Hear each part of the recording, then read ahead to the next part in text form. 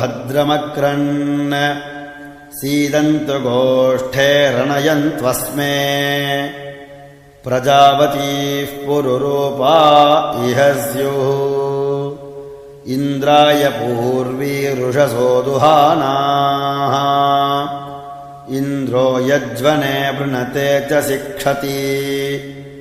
उपेद्ददाति नः स्वम् मुषायति भूयो भूयो रयिमिदस्य वर्धयन् अभिन्ने खिल्ले निदधाति देवयुम् न ता नशन्ति न तभाति तस्करः नैनामित्रो व्यथिरादधर्षति देवागश्च याभिर्यजते ददाति च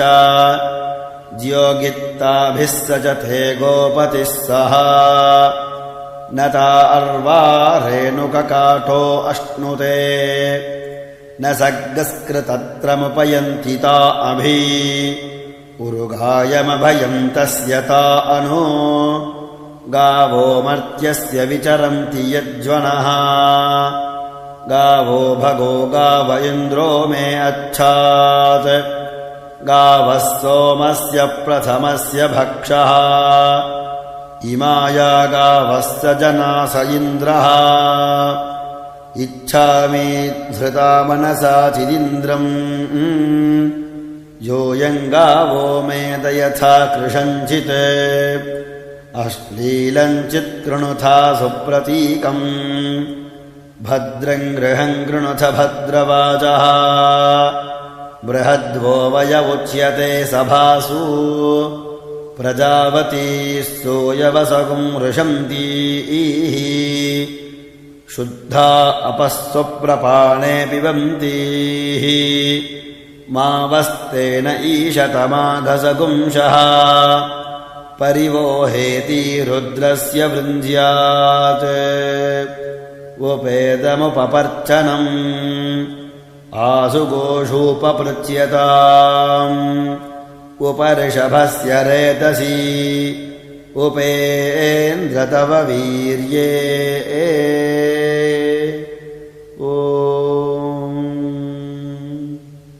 आगावो अग्मन्नुत भद्रमक्रन् सीदन्तु गोष्ठे रणयन्त्वस्मे प्रजावतीः पुरुरूपा इह स्युः इन्द्राय पूर्वीरुषसो दुहानाः इन्द्रो यज्वने वृणते च शिक्षति उपेद्ददाति नः स्वम् मुषायति भूयो भूयो रयिमिदस्य वर्धयन् अभिन्ने खिल्ले निदधाति देवयुम् न ता नशन्ति न तभाति तस्करः नैनामित्रो व्यथिरादधर्षति देवागश्च याभिर्यजते ददाति च ज्योगित्ताभिः सजते गोपतिः सह न ता अर्वा रेणुककाठो अश्नुते न सर्गस्कृतत्रमुपयन्ति ता अभि उरुगायमभयम् तस्य ता अनो गावो मर्त्यस्य विचरन्ति यज्वनः गावो भगो गाव इन्द्रो मे अच्छात् गावः सोमस्य प्रथमस्य भक्षः इमाया गावस्य जनास इन्द्रः इच्छामि धृता मनसा चिदिन्द्रम् योऽयम् गावो मेद यथा कृशञ्चित् अश्लीलम् चित्कृणुथा सुप्रतीकम् भद्रम् गृहम् कृणुथ भद्रवाचः बृहद्वो वय उच्यते सभासु प्रजावतीः सूयवसगुम् वृषन्तीः शुद्धा अपःस्वप्रपाणे पिबन्तीः मावस्तेन ईशतमाघसगुंशः परिवोहेति रुद्रस्य वृन्द्यात् उपेदमुपपर्चनम् आसुगोषूपपृच्यताम् उपऋषभस्य रेतसि उपेन्द्र तव वीर्ये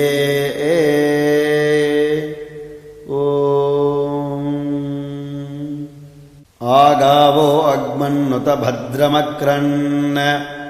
सीदन्तु गोष्ठे रणयन्त्वस्मे प्रजावतीः पुरुरूपा इह स्युः इन्द्राय पूर्वीरुषसो दुहानाः इन्द्रो यज्वने वृणते च शिक्षति उपेद्ददाति नः स्वं मुषायति भूयो भूयो रयिमिदस्य वर्धयन् अभिन्ने खिल्ले निदधाति देवयुम् न तानशन्ति न तभाति तस्करः नैनामित्रो व्यथिरादधर्षति देवागश्च याभिर्यजते ददाति च ज्योगित्ताभिः सजते गोपतिः सह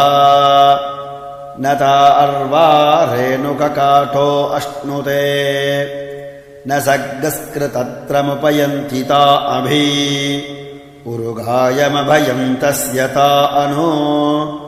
गावो मर्त्यस्य विचरन्ति यज्वनः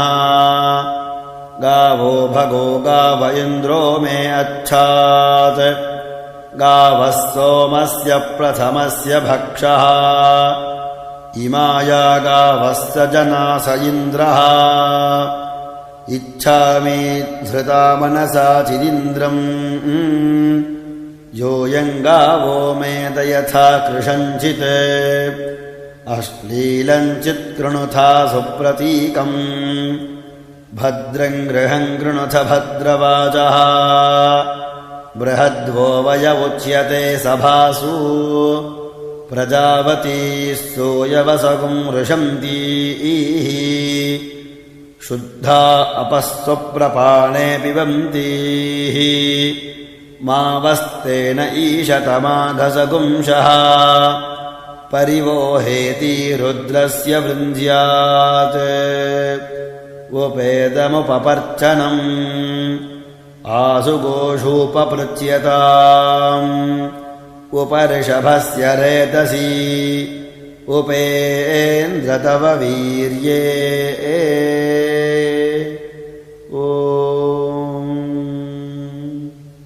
आगावो अग्मन्नुत भद्रमक्रन् सीदन्तु गोष्ठे रणयन्त्वस्मे प्रजावतीः पुरुरूपा इह स्युः इन्द्राय पूर्वीरुषसो दुहानाः इन्द्रो यज्वने वृणते च शिक्षति उपेद्ददाति नः स्वं मुषायति भूयो भूयो रयिमिदस्य वर्धयन् अभिन्ने खिल्ले निदधाति देवयुम् न तानशन्ति न तभाति तस्करः नैनामित्रो व्यथिरादधर्षति देवागश्च याभिर्यजते ददाति च ज्योगित्ताभिः सजते गोपतिः सह न ता अर्वा रेणुककाठो अश्नुते न सर्गस्कृतत्रमुपयन्ति ता अभि उरुगायमभयम् तस्य ता अनु गावो मर्त्यस्य विचरन्ति यज्वनः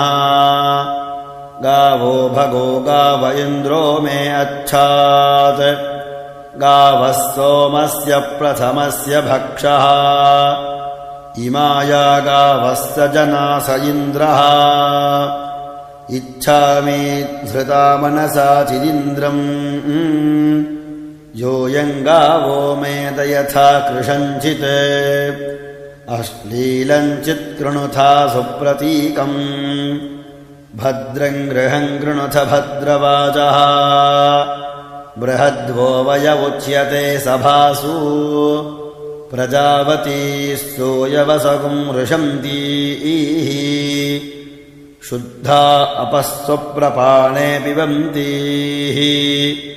मावस्तेन ईशतमाघसगुंशः परिवोहेति रुद्रस्य वृञ्ज्यात् उपेदमुपपर्चनम् आसुगोषूपपृच्यताम् उपऋषभस्य रेतसी उपेन्द्र तव वीर्ये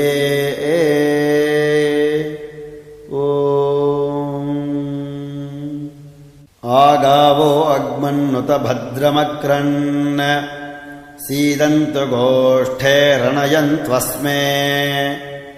प्रजावतीः पुरुरूपा इह स्युः इन्द्राय पूर्वीरुषसो दुहानाः इन्द्रो यज्वने वृणते च शिक्षति उपेद्ददाति नः स्वम् मुषायति भूयो भूयो रयिमिदस्य वर्धयन् अभिन्ने खिल्ले निदधाति देवयुम्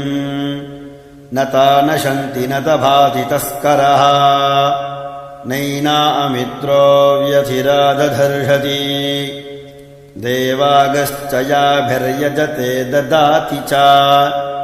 ज्योगित्ताभिः सजते गोपतिः सह न ता अर्वा रेणुककाठो अश्नुते न सर्गस्कृतत्रमुपयन्ति ता अभि उरुगायमभयम् तस्य ता अनु गावो मर्त्यस्य विचरन्ति यज्वनः गावो भगो गाव इन्द्रो मे अच्छात् गावः सोमस्य प्रथमस्य भक्षः इमाया गावस्य जनास इन्द्रः इच्छामि धृता मनसा चिदिन्द्रम् योऽयम् गावो मेद यथा कृशञ्चित् अश्लीलम् चित्कृणुथा सुप्रतीकम् भद्रम् गृहम् कृणुथ भद्रवाचः बृहद्वो वय उच्यते सभासु प्रजावतीः सूयवसगुम् वृषन्तीः शुद्धा अपःस्वप्रपाणे पिबन्तीः मावस्तेन ईशतमाघसगुंशः परिवोहेति रुद्रस्य वृञ्ज्यात् उपेदमुपपर्चनम् आसुगोषूपपृच्यताम् उपऋषभस्य रेतसी उपेन्द्र तव वीर्ये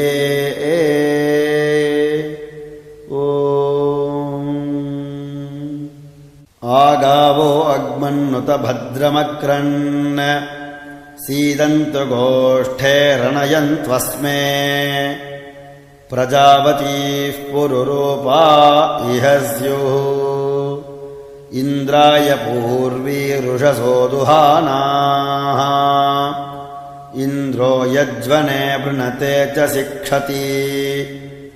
उपेद्ददाति नः स्वम् मुषायति भूयो भूयो रयिमिदस्य वर्धयन् अभिन्ने खिल्ले निदधाति देवयुम् न तानशन्ति न तभाति तस्करः नैनामित्रो व्यथिरादधर्षति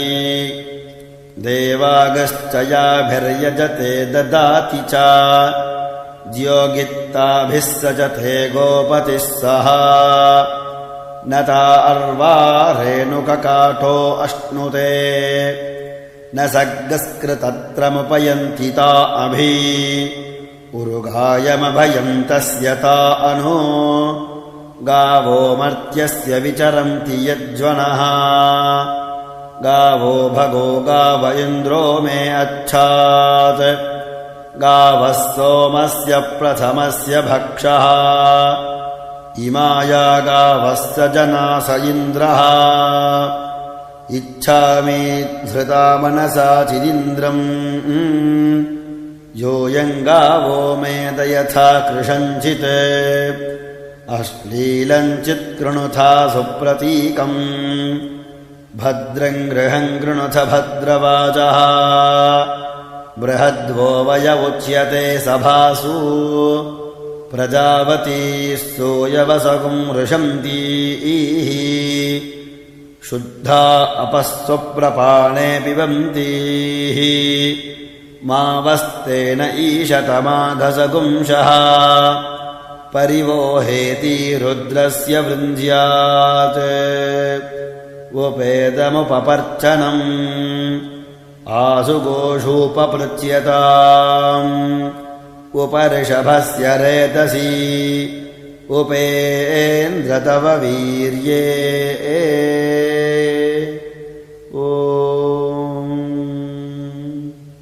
आगावो अग्मन्नुत भद्रमक्रन् सीदन्तु गोष्ठे रणयन्त्वस्मे प्रजावतीः पुरुरूपा इह स्युः इन्द्राय पूर्वीरुषसो दुहानाः इन्द्रो यज्वने वृणते च शिक्षति उपेद्ददाति नः स्वं मुषायति भूयो भूयो रयिमिदस्य वर्धयन् अभिन्ने खिल्ले निदधाति देवयुम् न ता नशन्ति न तभाति तस्करः नैनामित्रो व्यथिरादधर्षति देवागश्च याभिर्यजते ददाति च ज्योगित्ताभिः सजते गोपतिः सह न ता अर्वा रेणुककाठो अश्नुते न सर्गस्कृतत्रमुपयन्ति ता अभि उरुगायमभयम् तस्य ता अनु गावो मर्त्यस्य विचरन्ति यज्वनः गावो भगो गाव इन्द्रो मे अच्छात् गावः सोमस्य प्रथमस्य भक्षः इमाया गावस्य जनास इन्द्रः इच्छामि धृता मनसा चिदिन्द्रम् योऽयम् गावो मेद यथा कृशञ्चित् अश्लीलम् चित्कृणुथा सुप्रतीकम् भद्रम् गृहम् कृणुथ भद्रवाचः बृहद्वो वय उच्यते सभासु प्रजावतीः सूयवसगुम् रुशन्तीः शुद्धा अपस्वप्रपाणे पिबन्तीः मावस्तेन ईशतमाघसगुंशः परिवोहेति रुद्रस्य वृन्द्यात् उपेदमुपपर्चनम् आशुघोषोपपृच्यताम् उपऋषभस्य रेतसी उपेन्द्र तव वीर्ये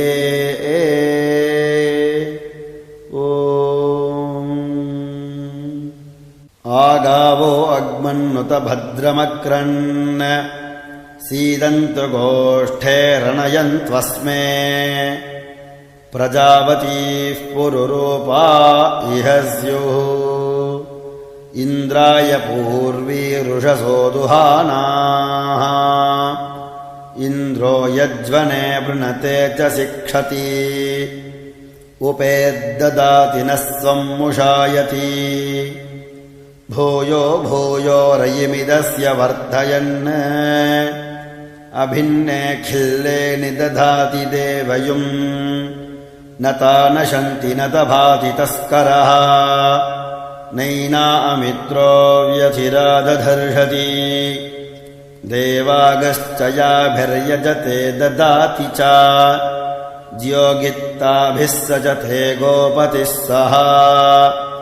न ता अर्वा रेणुककाठो अश्नुते न सर्गस्कृतत्रमुपयन्ति ता अभि उरुगायमभयम् तस्य ता अनु गावो मर्त्यस्य विचरन्ति यज्वनः गावो भगो गाव इन्द्रो मे अच्छात् गावः सोमस्य प्रथमस्य भक्षः इमाया गावस्य जनास इन्द्रः इच्छामि धृता मनसा चिदिन्द्रम् योऽयम् गावो मेद यथा कृशञ्चित् अश्लीलम् चित्कृणुथा सुप्रतीकम् भद्रं गृहं गृणुथ भद्रवाचः बृहद्वो वय उच्यते सभासु प्रजावतीः सूयवसगुं वृषन्तीः शुद्धा अपःस्वप्रपाणे पिबन्तीः मावस्तेन ईशतमाधसगुंशः परिवोहेति रुद्रस्य वृन्द्यात् उपेदमुपपर्चनम् आसुगोषूपपृच्यताम्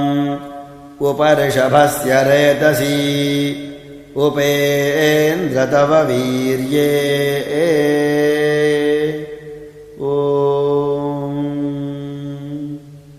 आगावो अग्मन्नुत भद्रमक्रन्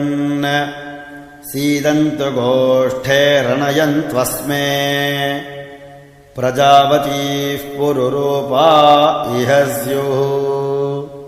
इन्द्राय पूर्वीरुषसो दुहानाः इन्द्रो यज्वने वृणते च शिक्षति उपेद्ददाति नः स्वमुषायति भूयो भूयो रयिमिदस्य वर्धयन् अभिन्ने खिल्ले निदधाति देवयुम् न ता नशन्ति न तभाति तस्करः नैनामित्रो व्यथिरादधर्षति देवागश्च याभिर्यजते ददाति च ज्योगित्ताभिः सजते गोपतिः सह न ता अर्वा रेणुककाठो अश्नुते न सर्गस्कृतत्रमुपयन्ति ता अभि उरुगायमभयम् तस्य ता अनु गावो मर्त्यस्य विचरन्ति यज्वनः गावो भगो गाव इन्द्रो मे अच्छात् गावः सोमस्य प्रथमस्य भक्षः इमाया गावस्य जनास इन्द्रः इच्छामि धृता मनसा चिदिन्द्रम् योऽयं गावो मेद यथा कृशञ्चित् अश्लीलं चित्कृणुथा सुप्रतीकम् भद्रं गृहं गृणुथ भद्रवाचः बृहद्वो वय उच्यते सभासु प्रजावतीः सूयवसगुं वृषन्तीः शुद्धा अपःस्वप्रपाणे पिबन्तीः मावस्तेन ईशतमाधसगुंशः परिवोहेति रुद्रस्य वृन्द्यात् उपेदमुपपर्चनम् आसुगोषूपपृच्यताम् उपऋषभस्य रेतसि उपेन्द्र तव वीर्ये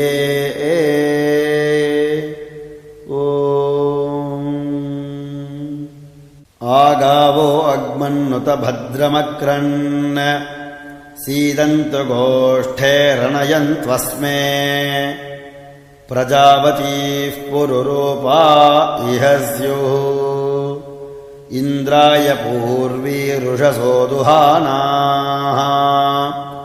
इन्द्रो यज्वने वृणते च शिक्षति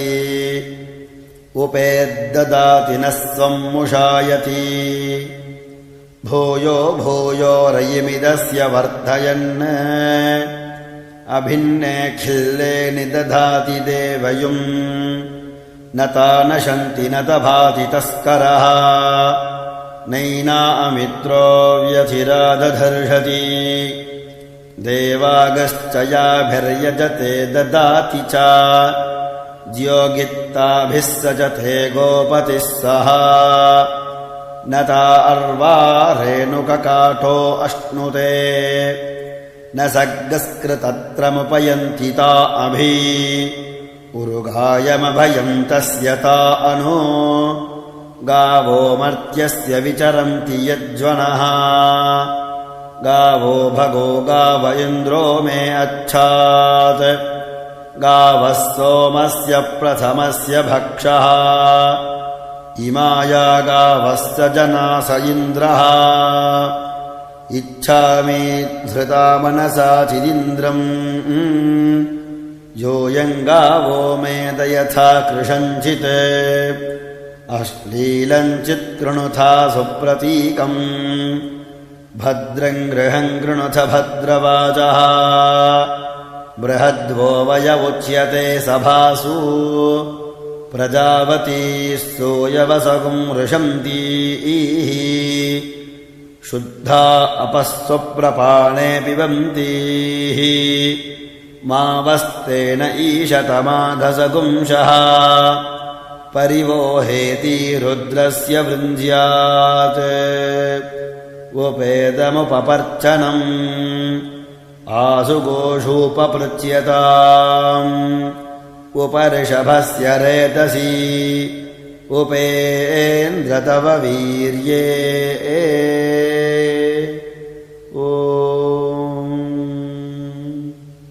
आगावो अग्मन्नुत भद्रमक्रन् सीदन्तु गोष्ठे रणयन्त्वस्मे प्रजावतीः पुरुरूपा इह स्युः इन्द्राय पूर्वीरुषसो दुहानाः इन्द्रो यज्वने वृणते च शिक्षति उपेद्ददाति नः स्वम् मुषायति भूयो भूयो रयिमिदस्य वर्धयन् अभिन्ने खिल्ले निदधाति देवयुम् न ता नशन्ति न तभाति तस्करः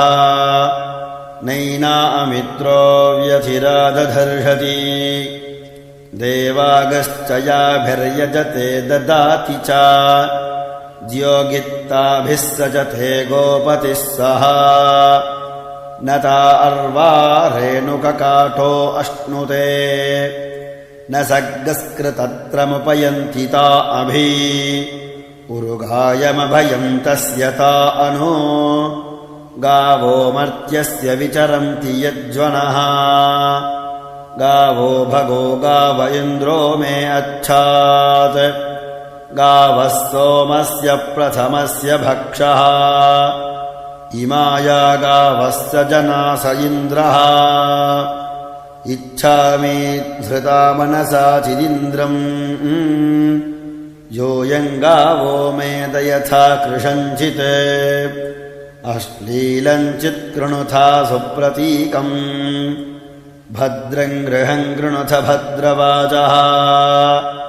बृहद्वो वय उच्यते सभासु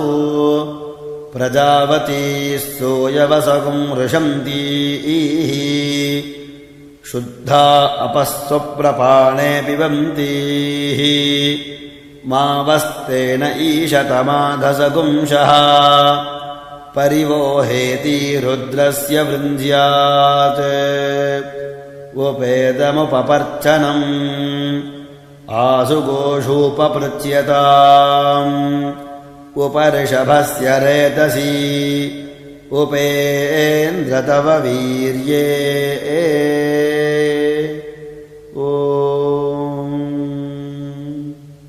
आगावो अग्मन्नुत भद्रमक्रन्